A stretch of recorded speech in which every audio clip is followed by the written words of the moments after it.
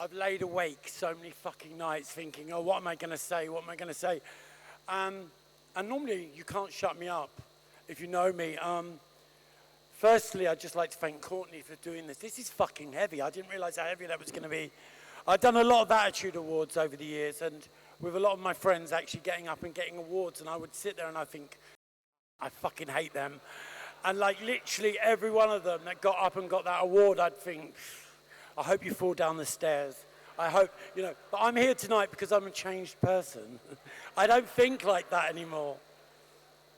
And, you know, a lot of people are talking about chosen family, but there's an also awful lot of chosen enemies here too as well, which I'd like to point out. Just remember that. Okay, before we go on, I'd like, when we started writing this book, it was people, when I said to people I'm writing a book, the first thing they were like rolling their eyes thinking, it's going to be a book of pop star stories and me traveling the world with my pop star mates and all of that bullshit that goes with it. And it really isn't about that.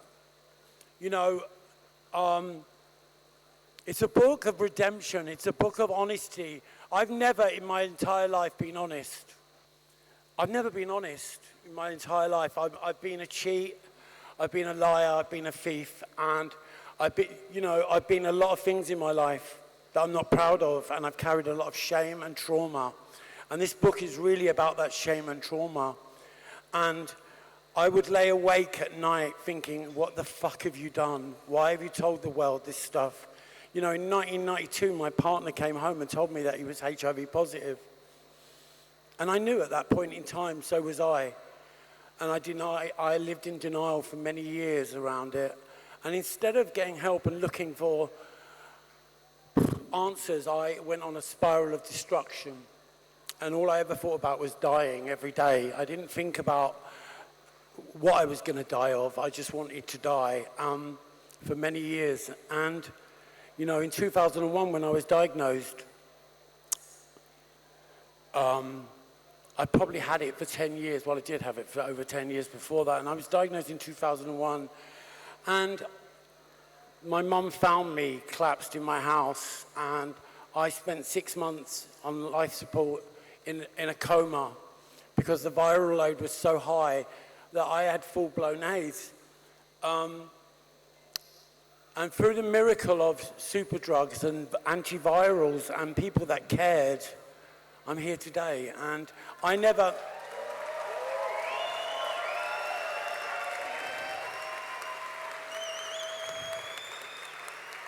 And it's really hard to digest when people care and you don't. It's a really big pill to swallow. And you know, there's people in this room that helped save my life. There's people in this room that really do give a fucking shit. And I'd like to thank you from the bottom of my heart. One of them being David Furnish and his partner Elton. They paid, when I was on the Thomas Macaulay ward, right, and when I was able to eat again, these guys supplied the food to that ward because they knew the importance of nourishment. And you know, that was in 2001, you know, and they still do that stuff today. And you know, they are the unsung heroes. And there are so many people in this room. You know, this award isn't only about me, it's about Mikey Hennigan, who wrote it book with me, who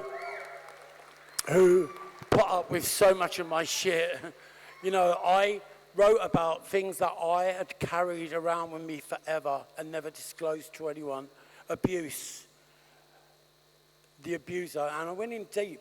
It wasn't, you know, it wasn't an easy thing to do. I took a year of trauma therapy to get through the writing process. And, you know, today I'm a very, very proud person. I'm very proud to accept this. And, you know, this book is about acceptance, and this is about acceptance. And, you know, people really, you know, the things that I carried shame about for years, people accept, and they love you for it. And people always say honesty is the best policy, and it truly is. It truly is. And, you know, I'd just like to thank everyone that believed in this from the beginning, everyone that believed in me when I didn't believe in me, and everyone that helped to make me the person I am today. Thank you from the bottom of my heart.